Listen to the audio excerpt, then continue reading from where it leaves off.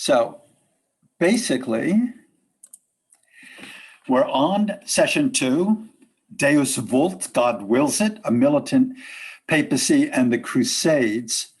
And since there were a whole bunch of the Crusades, and I want to get to the key ones, I'm going to launch right in. But the first topic, picking up from where we left off last week, with the movement towards greater piety in the general lay population, it raised the cry for church reform. And essentially the church had to go through a mini crisis in the 11th century.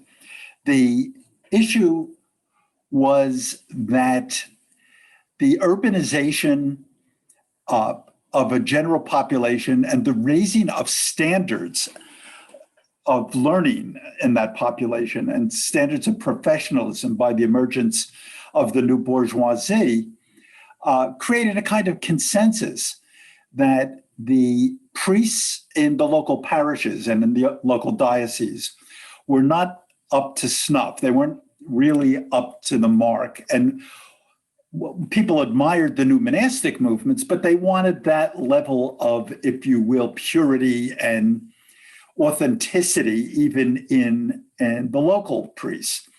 And the locals were largely a married population. So they'd be living among other congregations. They'd have families. They'd be subject to all the pressures that any other locals would be subject to. But since they controlled church property, they were particularly subject to feudal pressures. And I'll get to that in a bit, but I want to talk about the issue of celibacy, first of all. So the confluence, as I was saying, of urbanization and piety and the monastic reforms highlighted the issue that marriage and concubinage had for the priesthood. Pious laymen could easily appreciate the sanctity of the monks, but what about the local guys? Where was the level of inspiration and moral example that they expected? A movement began in Milan, where lots of things always seem to begin, a lay movement, the so-called Papacy, which appealed to the Pope to enforce celibacy. It had been on the books, but was largely ignored. And the urban professionals really wanted to see if they could nudge the papacy in that direction. And the church itself regarded using celibacy as a device to disentangle priests from feudal control. The issue is that if there were celibate priests, there would not be any claims of tenancy or inheritance on property. And from the church's point of view, that meant church property could be used as a reform level. They could use it as a lever into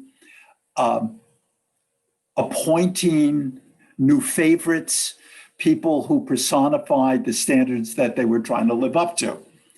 And it would certainly remove any claims that the families of priests could make on the church for continued support. Besides reform, this resurgent papacy went out of its way in the 11th century to reaffirm its claims to supremacy, to being the dominant religious institution in the Christian world. And it did it on two fronts. The first one, that first bullet towards the bottom of the slide, the Church of Constantinople, the Greek church, the so-called Orthodox Church, was challenging papal claims to authority over dogmatic questions, the so-called filioque controversy. This was the issue. The Latin Church wanted to add the phrase filioque to the creed that was said in the Mass, that said and controlled much of Trinitarian theology. It wanted to argue that the Holy Spirit proceeded from the Father and the Son in the Trinity, filioque and the Son.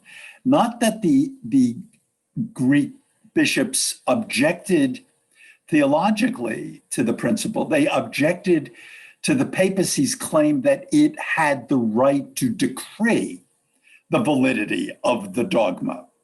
So they were challenging the authority of the Pope, not as a theologian, but as a power, really, within the church. And secular rulers, and this is going to be one of the first issues we're going to take up here this afternoon. Secular rulers were using the appointment of bishops, so-called lay investiture. Laymen, the rulers, the prince, the king, the count, the duke, depending where we are, had claimed the right to appoint bishops in their own territories as a political tool. And this had tremendous value because this is a feudal world of trade-offs, fiefs for political influence. I will give you control of this bishopric, this diocese. I will give you control of this abbey. You will give me either money or influence or support politically in the face of my enemies. So while all the budding national powers claimed the right to episcopal investitures, one in particular, the Holy Roman Emperor, was aggressively using the control the attempt to establish control, because the German dukes and princes did not owe liege fealty to the Holy Roman Emperor. The Holy Roman Emperor, the German Emperor, was elected by a group of 7 peers, and he being one of them. And the elected one did not have particular control over the others. And here's the church, and trying to solidify its foundation, that going to go up against the Holy Roman Emperor aggressively in the 11th century. But as background to that, it's in the papacy and in the high cardinalate, as we call it, the high princes of the church included at this point, by the mid-11th century, a group of, as I say in this first paragraph here, of talented, puritanical, and aggressive leaders that had come into control. They overhauled canon law, they reformed the secular clergy, they asserted papal control over the appointment of bishops, and they claimed papal primacy on issues of dogma and faith. One of the first in this line, Humbert of Silva Candida, who really lives in the early part of the 11th century. He was a monk, he was a cardinal bishop, he was a scholar, he spoke Greek and he could read Greek, which was not quite usual for Latin bishops in this period. He was a canon lawyer. He was a papal legate. Because he could speak Greek, he was sent to Constantinople, where he confronts the patriarch, Michael I Kerularios, on the issue of papal supremacy. And he instigates a real confrontation over the filioque clause. This is in the early 1050s. And the papacy had been claiming the supremacy through 2 arguments. The first one was the infamous donation of Constantine, a document that was proven during the Renaissance by the great Renaissance humanist Lorenzo Valla to be a forgery. It was a 9th century forgery that tried to claim that the Emperor Constantine in the 4th century had written this document ceding the empire to papal authority and recognizing papal supremacy over the imperial throne. And the second claim, of course, that the Latin Church had made from time immemorial, from even before the 4th century, that was that Christ had given Peter, St. Peter, upon this rock I shall build my church. Petra in Greek is rock. Christ had given Peter the keys of the kingdom, and therefore primacy over the other bishops. So they were trying to parlay this into a grand coup over the other bishops and primates of the church. So in 1054, under the instigation of Humbert, with a council of Eastern bishops opposing him, both sides each excommunicate the other side as heretics. And we have the so-called Great Schism of the Latin Church and the Greek Church, and between Roman Catholicism and Greek Orthodoxy. And this schism lasts for a millennium, and indeed is to some degree still intact, even though it was not done over particularly serious dogmatic issues at the time. So Humbert, though, is a Puritan reformer at heart. He wrote 3 treatises against the selling of church offices, simony, as it was called, and claimed, and this put him on the brink of heresy himself, that the sacraments administered by such clergy who bought their offices, who paid money to become the bishop or the abbot of something or other, that such sacraments administered by these sorts of men were invalid. And here in this little image at the bottom of the slide, you see Humbert and Carolarius confronting each other. So anyhow, the Latin Church, has built an opposition to the Greek Church, which is going to have dire consequences during the Crusades, as we'll see. So in this effort, this great Puritan surge to reform itself, it became a great Puritan surge simultaneously to assert its dominance as an institution.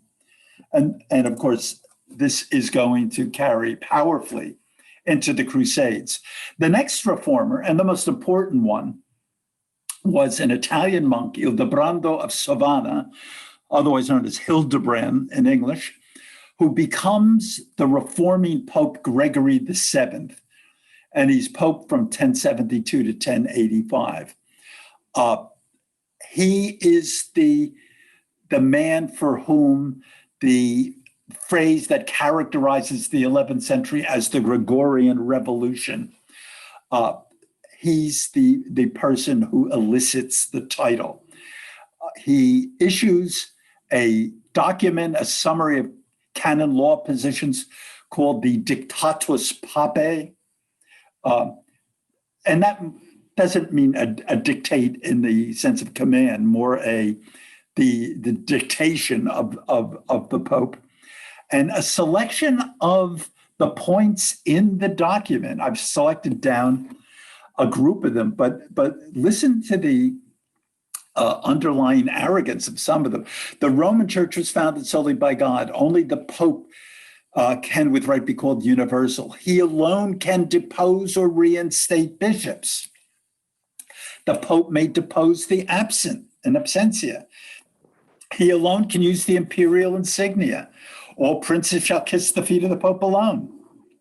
His name alone shall be spoken in the churches. His title is unique in the world and may be permitted to him to depose emperors, which he will do very shortly. It may be permitted to him to transfer bishops if need be. No synod shall be called a general synod without his order. I'll skip all the others except for the very last one in the second column. And because it's a principle that he is going to use. He may absolve subjects from their fealty to wicked men. In other words, if he has a political opponent in the feudal system where all power is a trade-off of allegiance for fiefs, and if he opposes this feudal prince, he's claiming the right to break that feudal prince's vassals' vows of allegiance. He can absolve them of their fealty. He can say, you're defying me. Not only am I going to excommunicate you, which you may or may not take seriously, but I'm going to release your vassals from the bounds of their oaths to you. And whether or not this is something that they take seriously religiously, it's going to give them cover to defy you. And we'll see how this plays out in this next slide here. So in lay investiture, in the feudal world, the ability to install bishops and abbots was a device used by lords to receive the fealty of significant vassals or to obtain wealth. And so here in this little image up in the upper right, you see a king or a prince in investing with the staff of leadership a bishop. I hereby grant you authority over the episcopus of whatever. You are now Bishop of Brooklyn. You are now Bishop of Paris. The papacy regarded the practice as an infringement on its authority and condemned lay investitures as the selling of offices. So not only were they laying claim that they wanted to rearrange the political furniture in the room, they're now calling it a sin. They're saying something that you may have been doing without corruption in mind, simply as a way of doing business, I am not going to call a sin and define as a sin in the face of canon law. And I am going to claim that any churchmen who've received their offices this way are corrupt.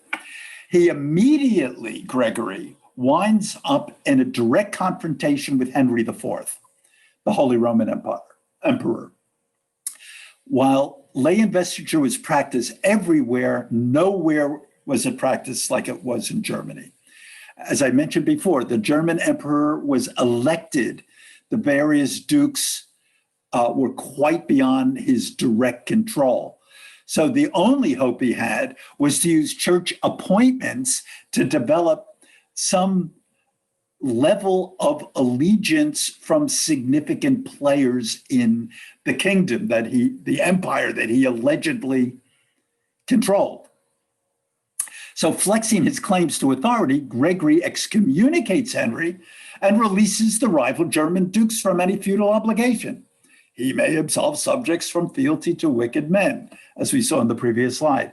Henry backs a counter-pope, an anti-pope, and deposes Gregory, who's forced to leave Rome. He sends soldiers down to, and Gregory's forced to flee. But Gregory, ever the clever politician, makes an appeal to the Normans in southern Italy who had no love lost for the German emperor for protection.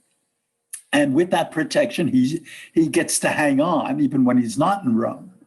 Ultimately, because of the excommunication of the vassals of Henry, Henry realizes his position erodes, and he realizes his only hope is to confess his sins and do penance, meaning he has to march to, and there are many images of this in the artwork of the period, he has to march and stand in the snow outside of a castle in Canossa in northern Italy, because the Pope and his entourage at this point are traveling north to hold a conclave that will depose him finally and utterly.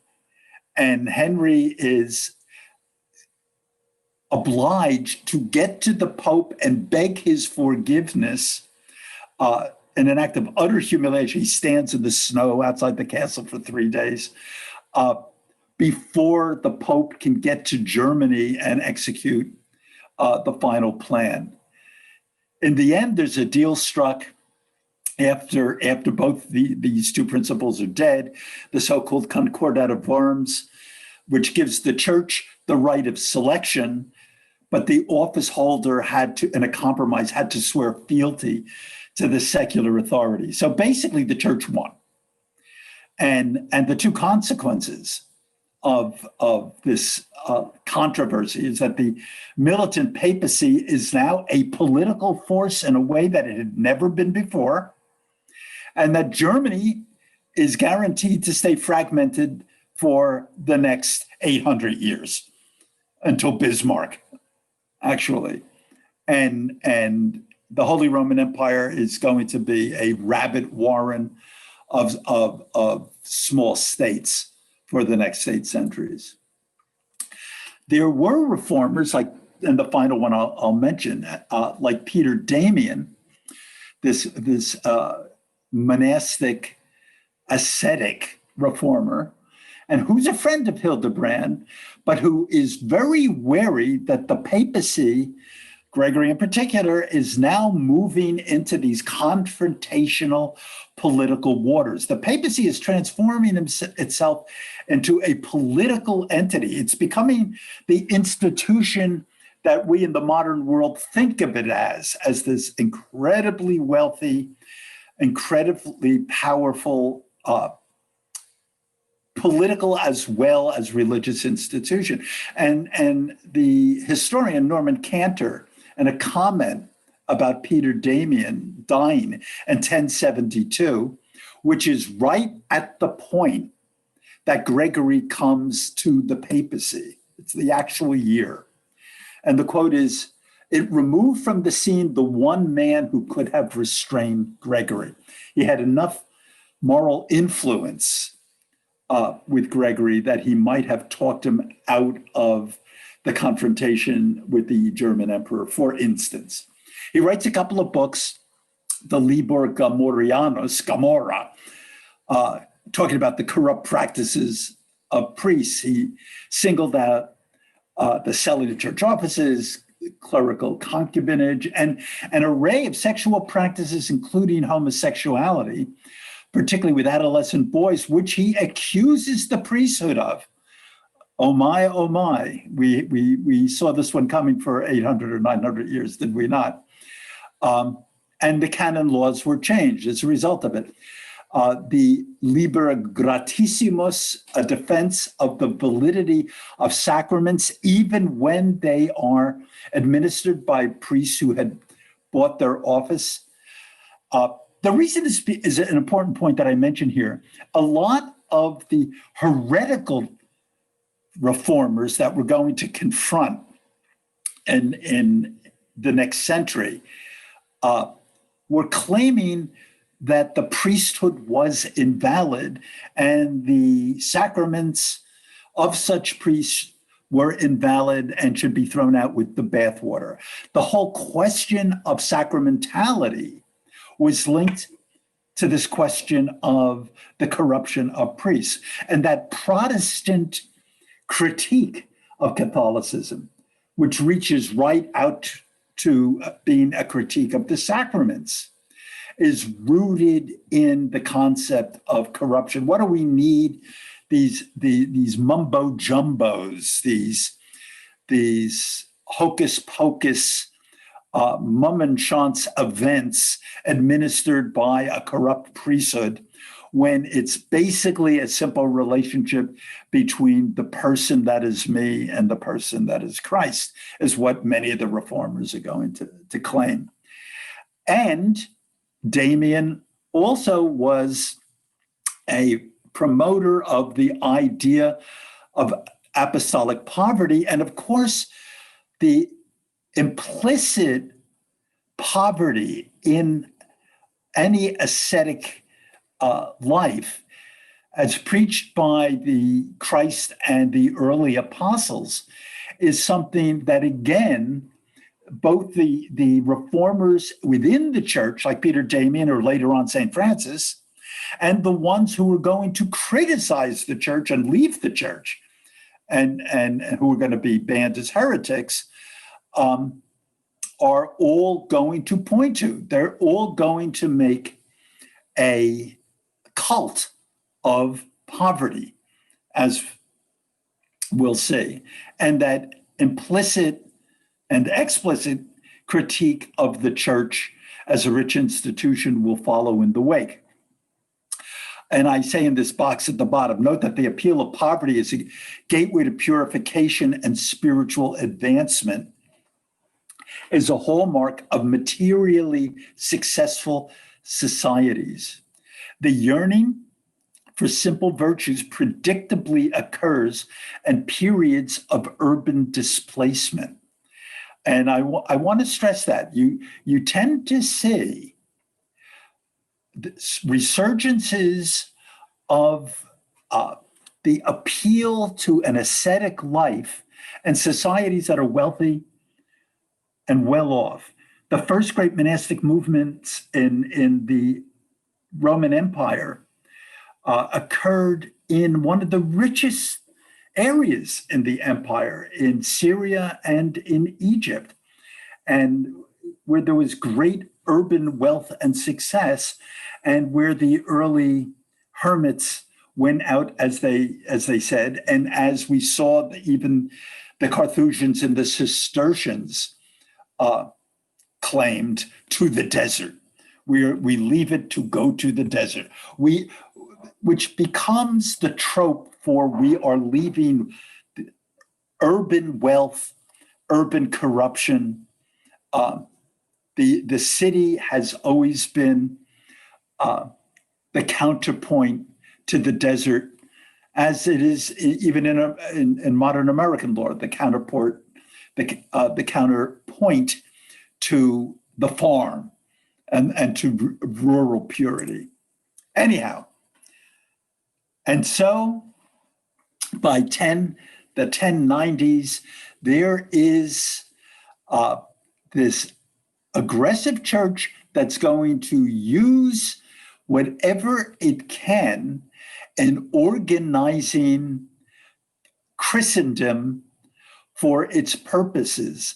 And there is, in 1095, the occasion arises, a perfect storm of famine and drought and meteorological anomalies. There are comets in the sky. I believe there are star showers and meteor showers and things of that ilk.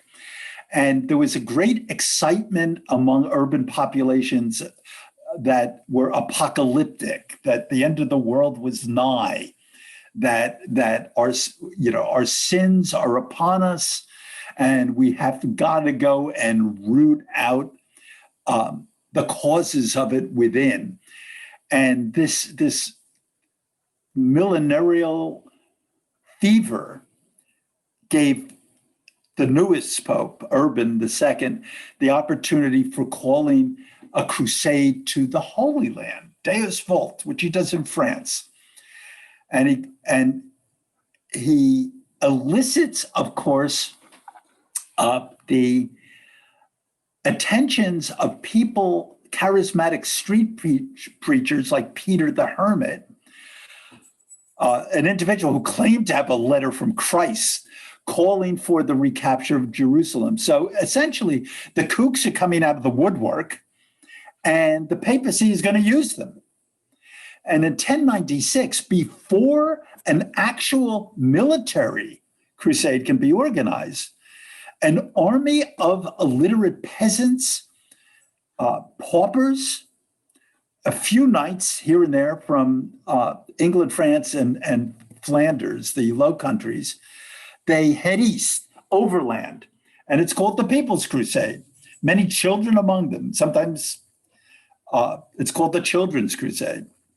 And on the way through Rhineland, the states of the Holy Roman Empire, and before they hit Bulgaria and make their way all the way down to Constantinople. In their wake, there are massacres. There are pogroms of Jews. This is the period in which the canard of Jews as the Christ killer are raised aggressively for the first time. And it marks the beginning of a turning point for the Jewish citizenry of many European countries. Remember, and under, as I mentioned in the last course, under Charlemagne, there was quite a successful integration of Jews throughout the Frankish Empire. And many held at the court of Charlemagne had offices of high regard as emissaries, especially because of the languages that they had at their command. They get to the Balkans. Peter the Hermit's army takes heavy losses at the hands of Slavic and Turkish robber barons, as you well imagine.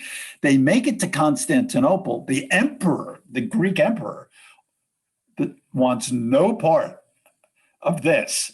And he immediately supplies ships to get them across the Bosporus so that they can head towards the Holy Land, where, as sheep's to the slaughter, they're either destroyed or sold into slavery. And I have an image here taken from some manuscript at the time of this pilgrimage that is just going to get destroyed when it gets anywhere near before it can really get into the Holy Land proper. The real crusade, the real first crusade, follows the following year. Here is, in this picture, Urban is preaching to the council at Clermont, and it is a jihad. Now, there had always been two opposing themes within Christianity, right since the ancient world. On one hand, you had a tradition of apostolic pacifism, turn the other cheek, and the defense of that, Christians who entered the arena to be killed as martyrs at the hands of lions and gladiators and things like that. And then you have this tradition of St. Augustine's justification for the use of military force.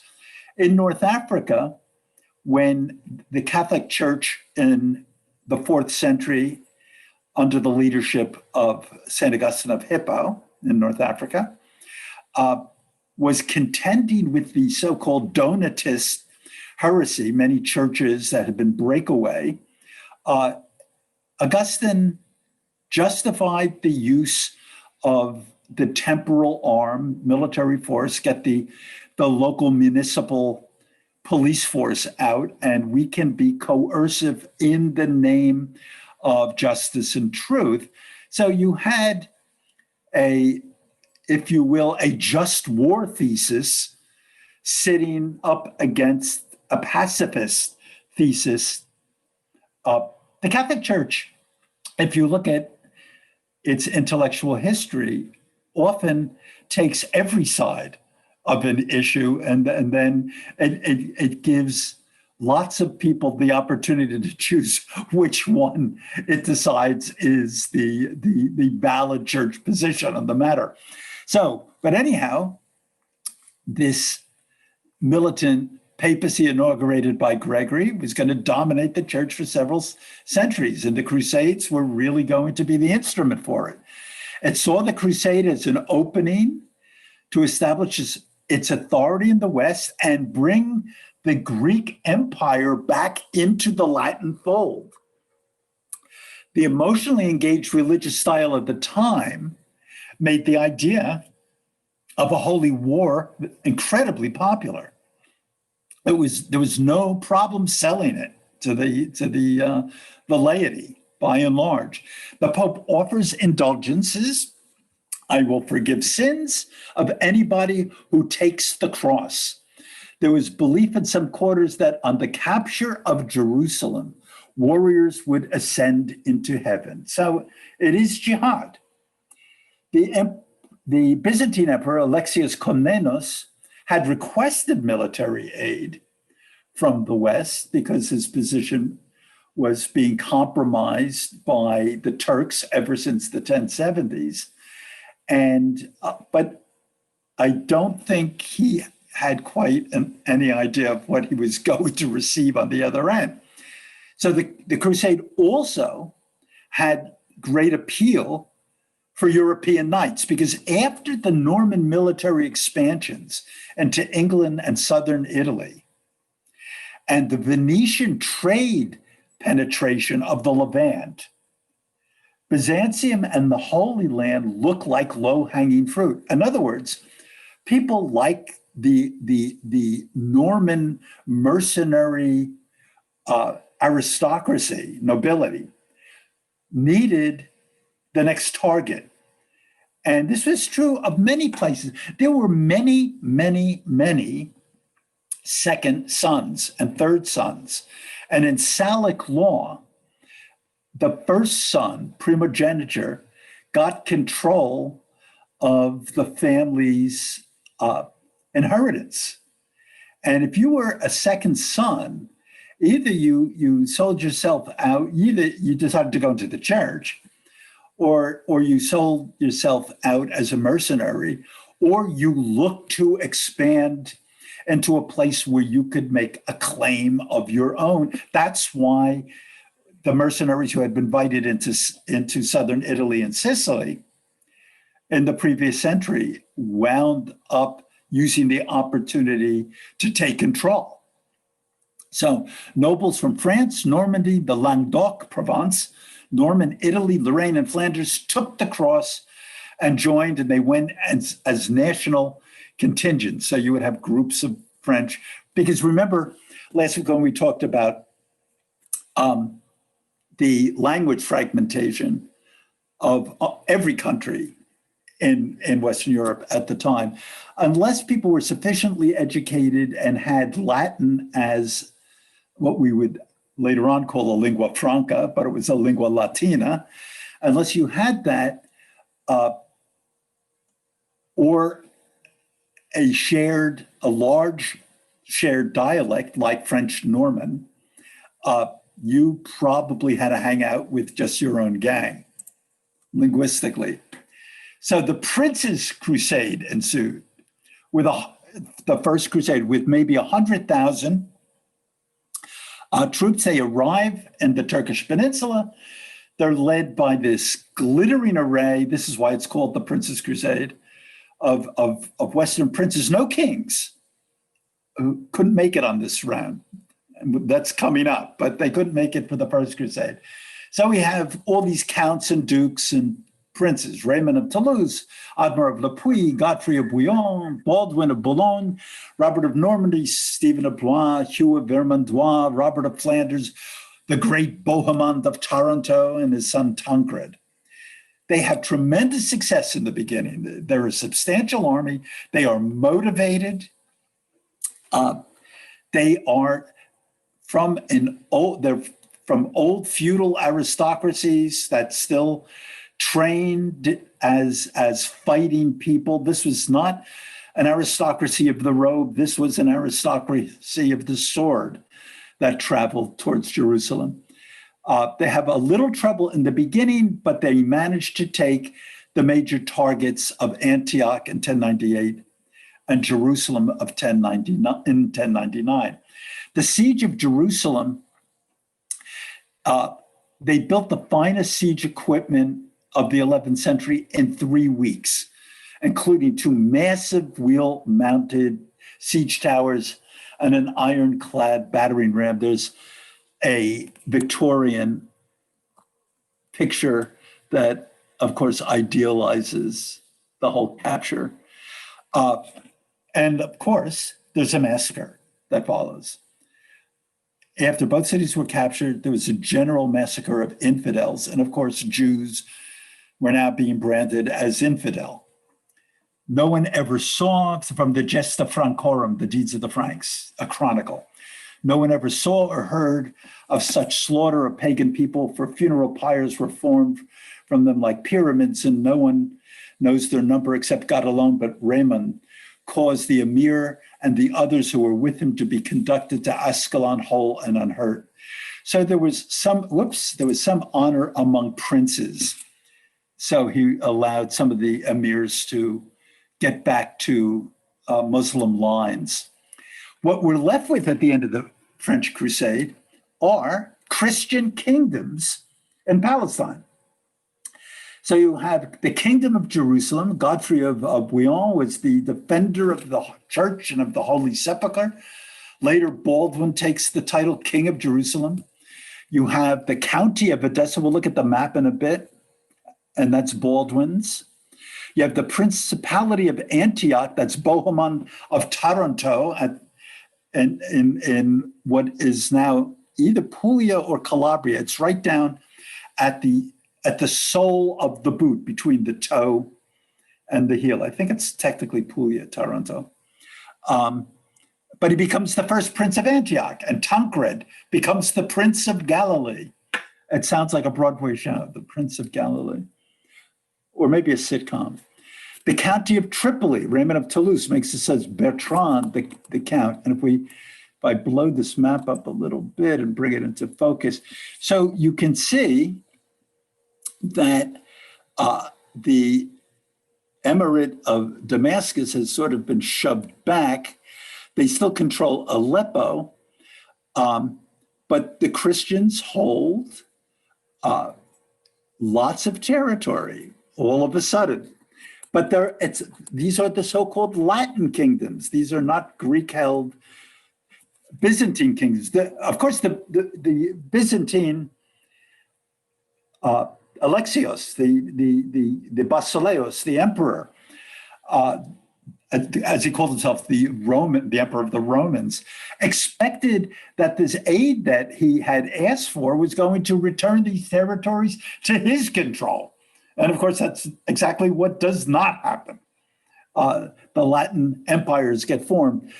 Feudalism, pilgrims, and Templars, the recovered Holy Land, with its ancient churches and relics, the true cross gets reclaimed, allegedly.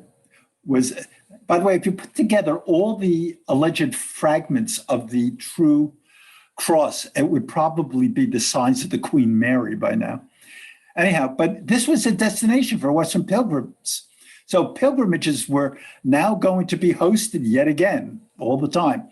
But even during the Muslim period, they allowed certain numbers of Christian pilgrims to enter Jerusalem, and Jewish pilgrims for that matter, to protect pilgrims from the rife and savage banditry outside of Jerusalem. Getting to Jerusalem was the problem. Once you were there, you were fairly well protected. Getting there, there's a lot of, as there was everywhere in the Middle Ages, a lot of social banditry. A monastic military order, if you will, a monastery of fighting monks was created. The Poor Knights of Christ and the Temple of Solomon, otherwise known as the Knights Templar, or simply the Templars. Here's the Templar cross. The Templars were a perfect feudal amalgam of monks, fighting knights, and vassals. Their great patron, the Cistercian abbot Bernard of Clairvaux, made them rich because he gave great sponsorship and raised great monies for their installations. And down in the lower right, we see Baldwin II ceding the Temple of Solomon to Hugues de Payens and Godfrey de Saint-Omer. And so the Templars are given the Temple of Solomon. There are other military orders that get founded, not just the Templars. So in addition to them, we have these other secular military orders that are created as defensive and charitable organizations. Now, equivalent models existed in the Muslim world. So, for instance, there is the Shiite brotherhood called the Assassins. But and they will enter the scene in subsequent crusades. The two military orders besides the Templars of note are the so-called Hospitallers, or the Knights of St. John. The full name is the Order of Knights of the Hospital of St. John of Jerusalem. Here's their flag, and there's their emblem. And the Teutonic Knights, the Order of Brothers of the German House of St. Mary in Jerusalem. And here is their shield. The military orders either build or take over existing Muslim strongholds, the so-called Crusader forts that you still see in Israel and Syria. The Latin kingdoms, they would have had, and they do have, a tenuous existence for the next 200 years. So state-of-the-art garrisons were built at strategic locations. The massive defenders were built by Muslims and Christians alike, and became characteristic of frontier regions in the Near East and in Spain. The most formidable castles, the greatest defensible military works of this period that you will find anywhere, you find in the border regions between Christians and Muslims. So you find them in the Near East and you find them in Spain. These massive, gargantuan, this is the Croix de Chevalier, Hospitaller fortress that's still there. And you can imagine trying to storm one of these things without a betrayal. If you couldn't starve the locals out, good luck. The Second Crusade, Near East, a few comments on Near Eastern politics. The region was more than a confrontation of Christians and Muslims. And this is something that is always to be kept in mind. At points where, and we'll see it in Spain also, where Christian and Muslim, I can't say empires, realms, oppose each other up close, there's usually a lot of fluidity. And you get small Christian princes allying with small Muslim princes because they have on each side, they're internal enemies of their own. There's a lot of this kind of interpenetration and cultural exchange that takes place in the period. It's something I'll comment in before we get to the end of this slide. But after the First Crusade, rival states on both sides jockeyed for a position. Constantinople had wanted Western military support, but they didn't want a Latin occupation. The Normans in Antioch had fought wars against the Byzantines in southern Italy and regarded them as enemies. So now the forces that hold, like the county of Antioch or Edessa, they are enemies of the Byzantine emperor because they had been rivals in southern Italy. Antioch claimed the county of Edessa and tried to block the ransom of Baldwin, the future king of Jerusalem. The Venetians were running around seizing trading posts and ports wherever they could. So they seized Tyre in Syria. They were just looking out to establish the overseas empire. The Fatimids of Egypt, who were a Shiite group, were natural rivals to the Seljuk Turks, who were a Sunni group. The Sultanate of Rome, but Rum, as they would have called it, had seceded from the Seljuk Empire. And so what you get is this kind of a hodgepodge of rival states on both sides of the religious divide. The relations between Christian and Muslim states, for example, Jerusalem and Damascus, were often cooperative or at least benign.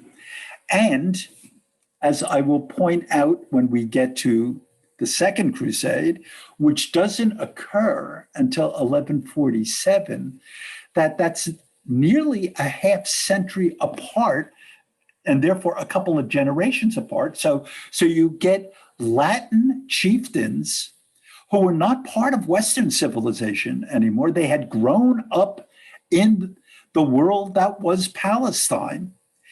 And we're going to find, in fact, I'll just jump to the box at the bottom of this slide before I go back to the top.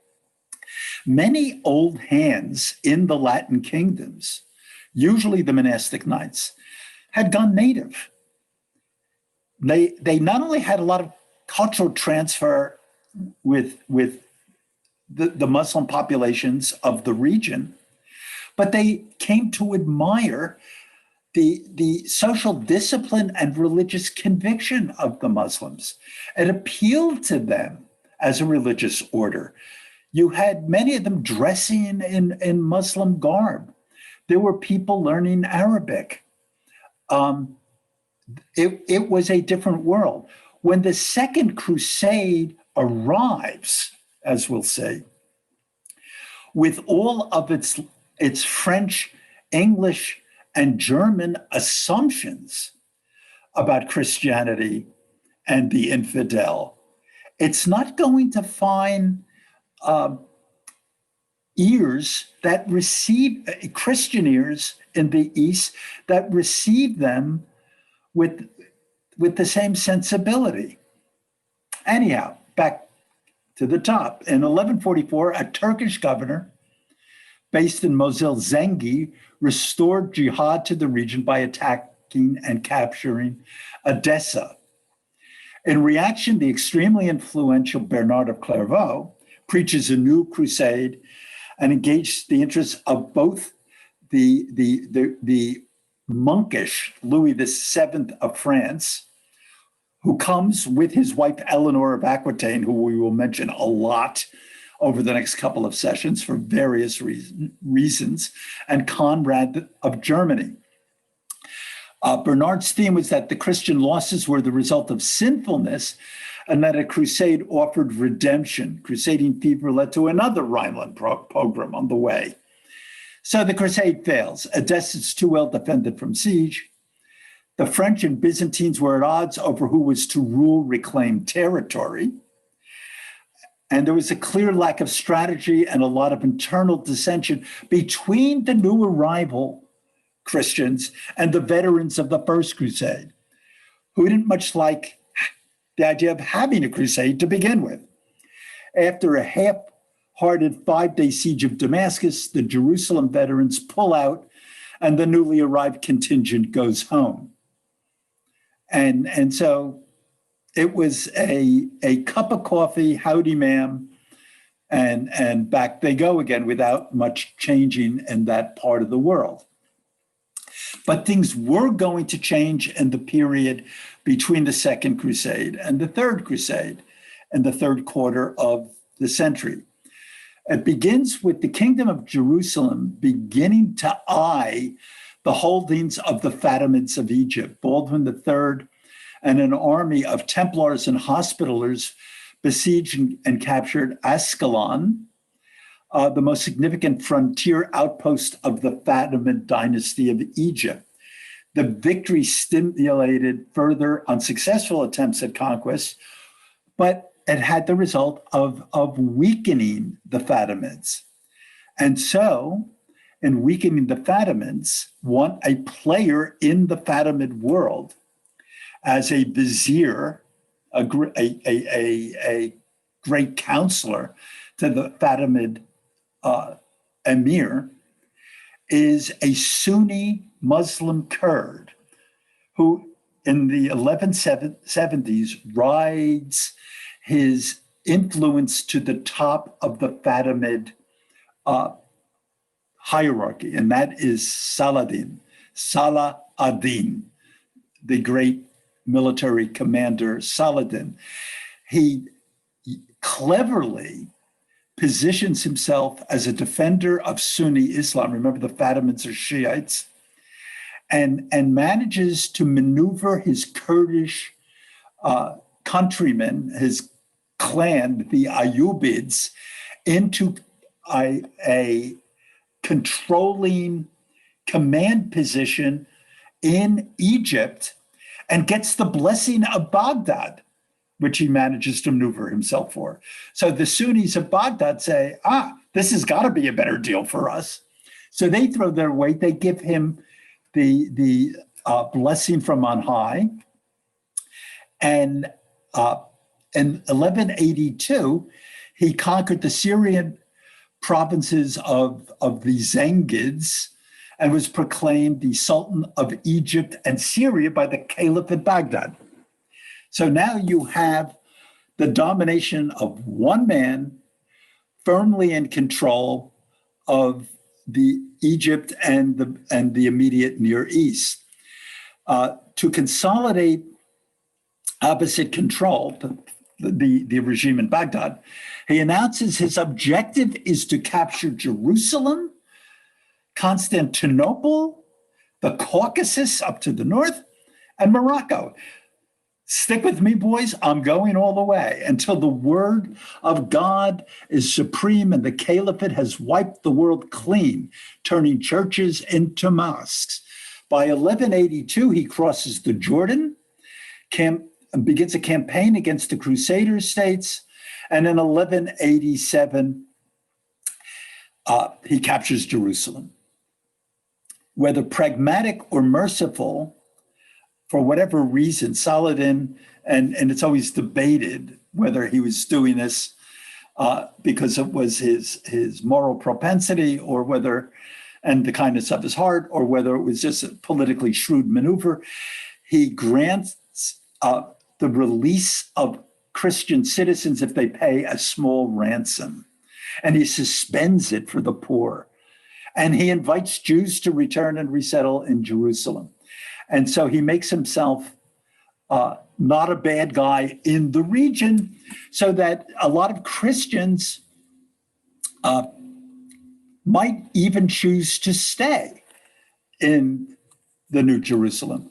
And so by 1187, if we look at this map, suddenly it is the dominions of Saladin and the Christian principalities, Tripoli, Antioch, Armenian, Cilicia, are much smaller than they had been. And it's a challenge, of course, to the great kings of Western Europe. And so now we have the crusade of the three kings. And beginning in 1189, in response to Saladin's success, Henry II Plantagenet of England and Philip II Augustus of France, and a war between themselves over who should control most of southern France, to sponsor a crusade. Henry dies, passes the English mantle to Richard I, Richard the Lionheart Coeur de Lion, and then Frederick Barbarossa joins. A little bit on family history.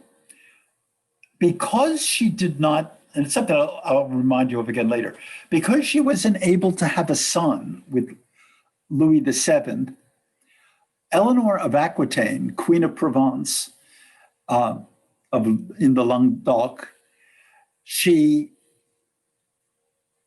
divorces, she gets an annulment. Actually, Louis gets the annulment.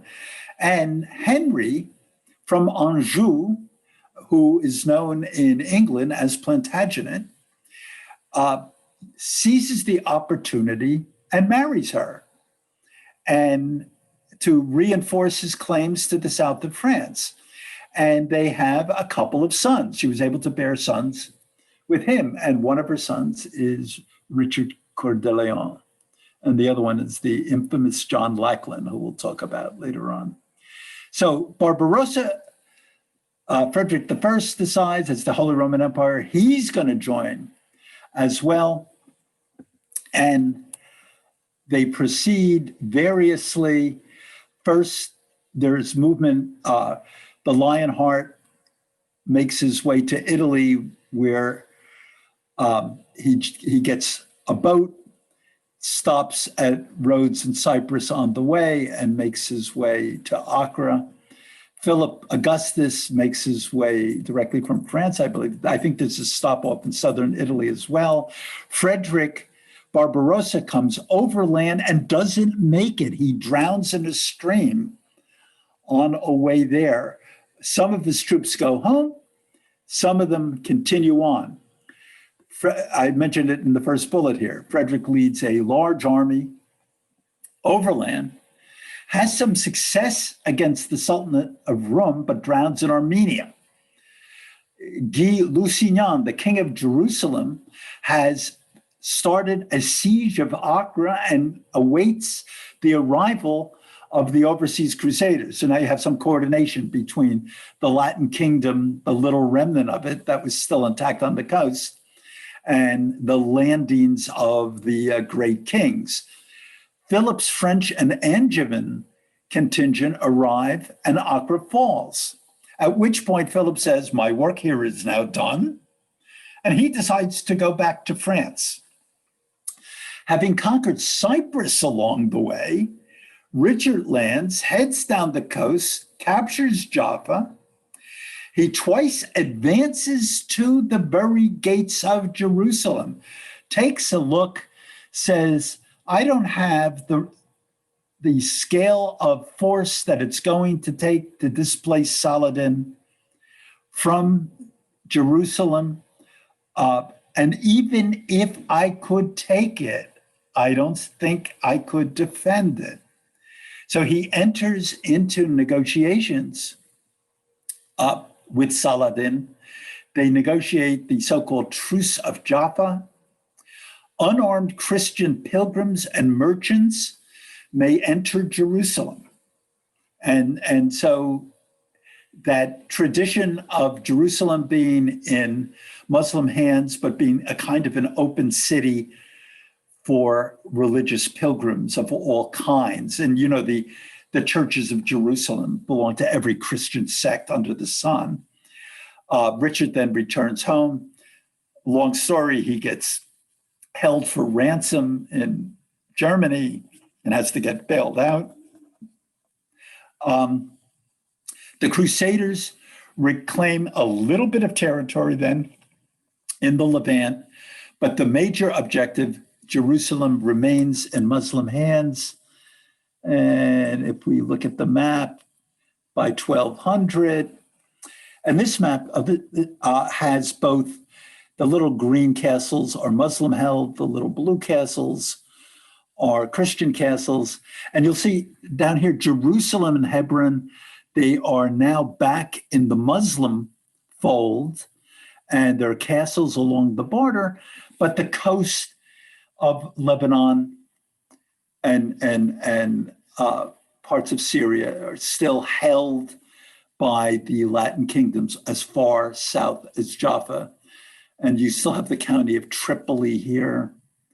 You still have the Principality of Antioch, the Kingdom of Cyprus, and the Emperor of Rome in Constantinople still has very little support, very little defense from predators on all sides. And the days of the Empire of Constantinople and Byzantium are going to be numbered. They're going to hang on for the next 250 years, but it's really going to be by the skin of the teeth, as they say. Now, the Fourth Crusade, the infamous Fourth Crusade.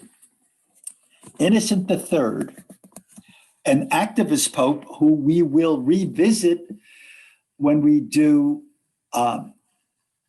the unit on the heresies and the Albigensian campaign in the south of France, the crusade, the internal crusade in the south of France.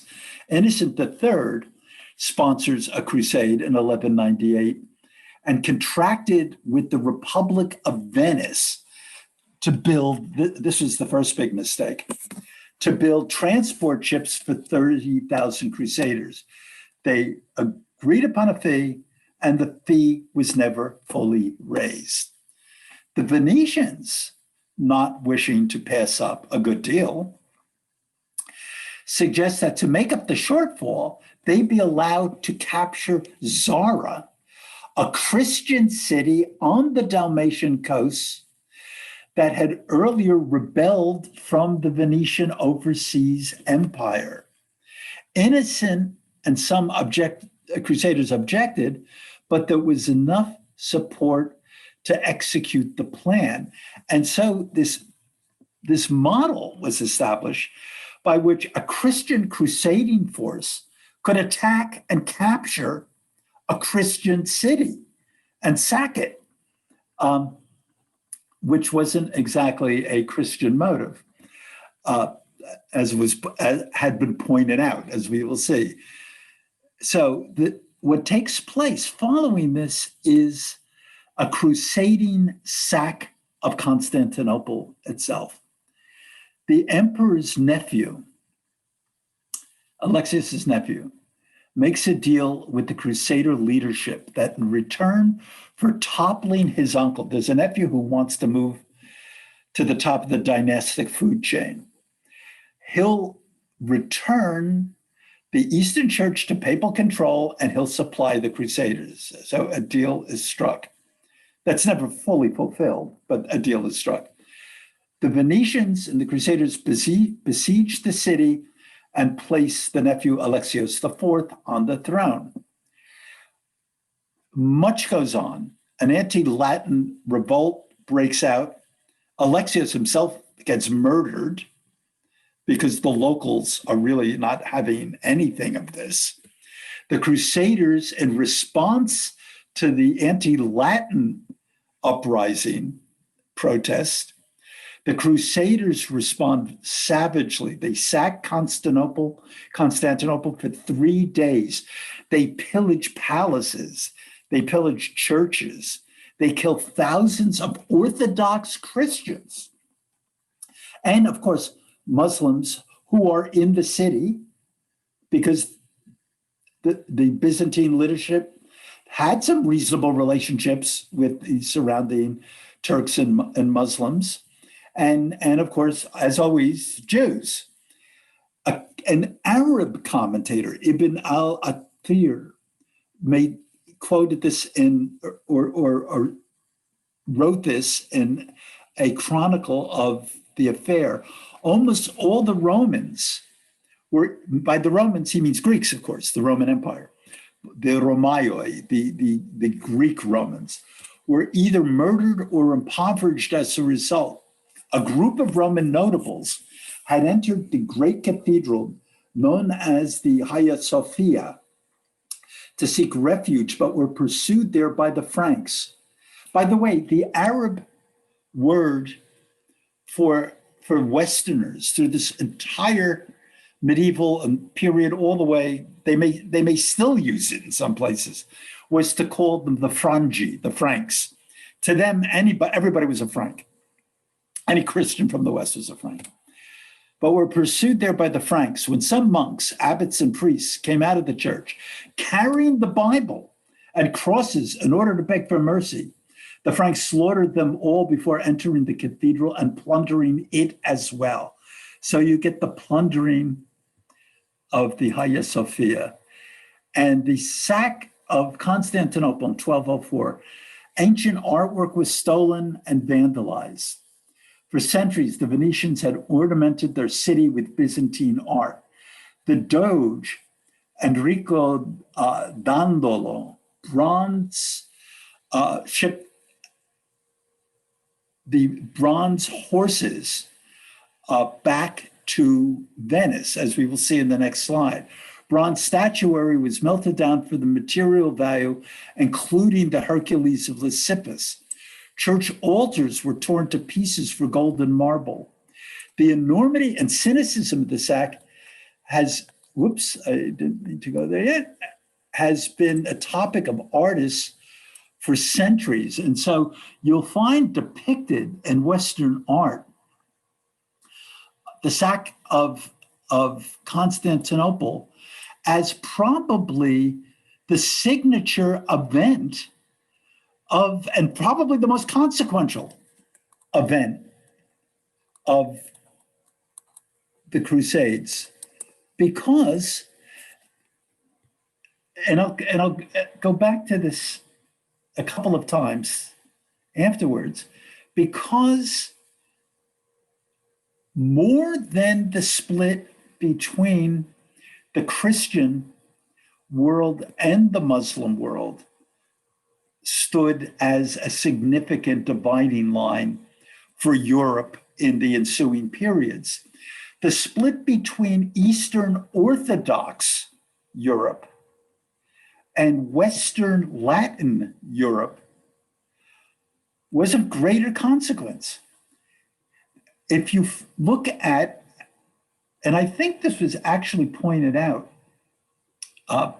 as soon as Winston Churchill made his Iron Curtain speech about post-war Europe and there being this grand dividing line, a number of historians pointed out that the Iron Curtain almost perfectly followed the line between Latin and Greek Christianity. Didn't do it quite perfectly, but you still got lines like the Poles, who were part of Latin Christianity, although they were Slavic, always yearning to be part of the West, much like the Croatians, as opposed to, for instance, the Serbs and people on that side of the line. Anyhow, in this slide, I just focused on some of the looted art that is now in the Basilica of San Marco. So you have the famous chariot horses taken from the Hippodrome, where the famous races between the sects of the Greens and the Blues, the political parties, would have the chariot races from the 5th century on. The Madonna of Nicopeia, which is in a chapel of San Marco, and almost like a cornerstone, the Tetrarchy of Diocletian, taken from Constantinople and used in San Marco, which, on one hand, one of the grand churches of Western Christianity, but one that has its soul in every possible camp. It is part Latin, it is part Byzantine, it is part the result of Venetian conquest. It's one of the great hodgepodge collections of Christian churches in the world. I don't know that there is anything like it anywhere else. And this quote from Innocent III that I have at the bottom here, who then, of course, regretted turning the Venetians loose. How indeed will the Church of the Greeks, no matter how severely she is beset with afflictions and prosecutions, return into ecclesiastical union and to a devotion for the apostolic see, when she has seen in the Latins only an example of perdition and the works of darkness, so that she now, and with reason, detests the Latins more than dogs. As for those who were supposed to be seeking the ends of Jesus Christ, not their own ends, who made their swords, which they were supposed to use against the pagans, drip with Christian blood, they have spared neither religion, nor age, nor sex. They have committed incest, adultery, and fornication before the eyes of men. They have exposed both matrons and virgins, even those dedicated to God, even nuns, to the sordid lusts of boys. Not satisfied with breaking open the imperial treasury and plundering the goods of princes and lesser men, they also laid their hands on the treasures of the churches, and what is more serious, on their very possessions. They have even ripped silver plates from the altars and have hacked them to pieces among themselves. They violated the holy places and have carried off crosses and relics. And actually, the last slide that I have from this session is in the aftermath. There are a couple of crusades in name that follow this. They're not really crusades as we have come to think of them. The Fourth Crusade is the last significant one. What are we left with? The recovery of the Holy Land is abandoned. It will stand as a universe, and a universe that is not a Christian universe forever after.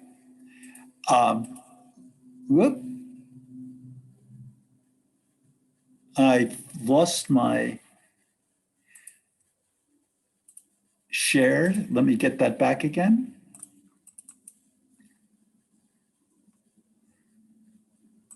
Okay, we're back. It's lost forever to Christendom. The Byzantine Empire is partitioned among Venetians and Crusaders and never fully recovers. And the Latin Empire will last from this point on till about the year 1261. You will have the so-called Francocrazia as the land of the Franks. And as I had already pointed out, the Latin-Greek schism is complete. It will foreshadow the Iron Curtain. And so basically, Constantinople is engulfed in a world that will forevermore be controlled by Slavic, Turkish, Israeli, and Muslim states surrounding them. But if you look at this map of the world as it exists after the Fourth Crusade, we've moved quite far from what they had imagined when the Crusades began. So in sort of summing up this entire unit, a church feeling its oats, interested in reform, sincerely on one hand, but allowing itself to get engulfed in the aggrandizing reach for political control, winds up transforming Europe and itself into a different kind of world. What we will see as a consequence of this, over the next couple of sessions, I'm going to be talking about still the expansion in the high medieval period of a European society that is open to the world, interested in sources other than its own, in the literatures of other parts of the world. It'll be a growing, expanding, outward-looking Europe that we're moving into in the high medieval period.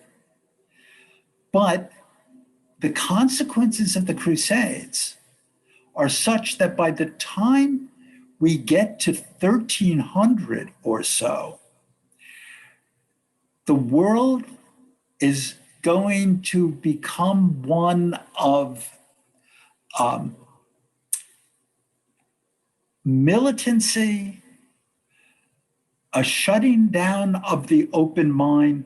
We're going to have Islam and Christianity as much more fundamentalist, embattled camps. We'll see this in Spain all the way through the 15th century and following. We will see the closing of the Muslim mind as a result of this. I will point out, I will do more so in following lectures, the Muslim world, just like the Christian world, had a powerful fundamentalist tradition that stood alongside of a powerful, if you will, secular tradition that was interested in sciences and the arts.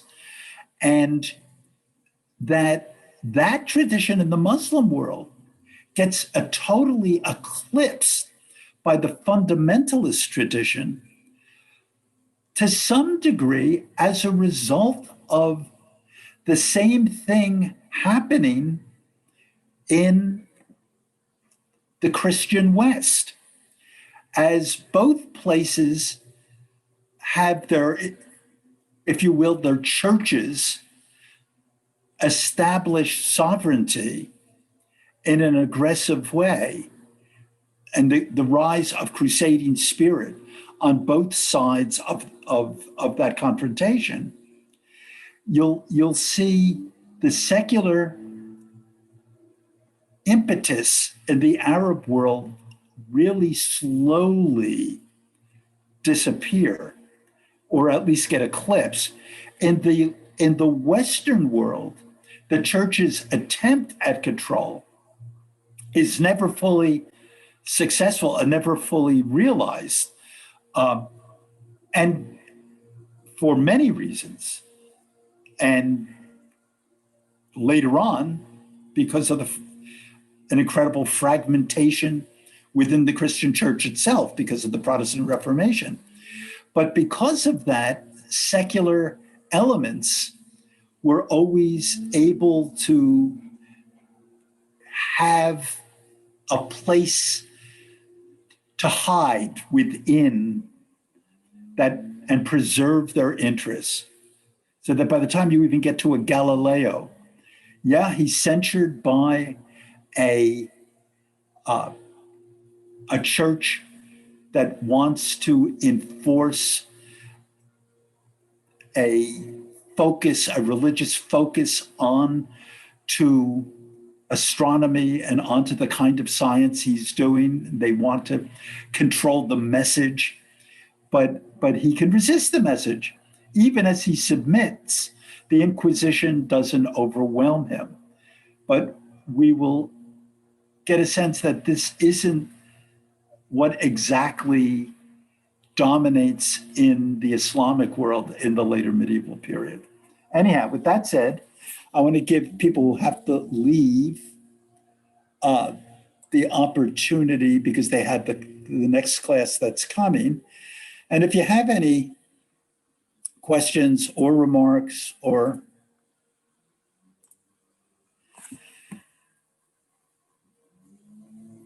comments.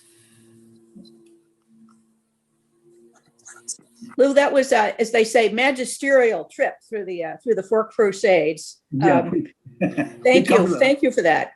I have a question about something you say about the impact of the investiture crisis, in that, we're going to wait till Bismarck for Germany to be reunified. Is that because the existing fragmentation of states in the Holy Roman Empire at that point, in the investiture crisis, was essentially frozen in place, and that there was? Yes. Or let's put it this way. I'm going to use a contrast. The same centrifugal forces existed in France and in England, and for that matter in Spain. But in each of those other cases, and it worked differently in each case, the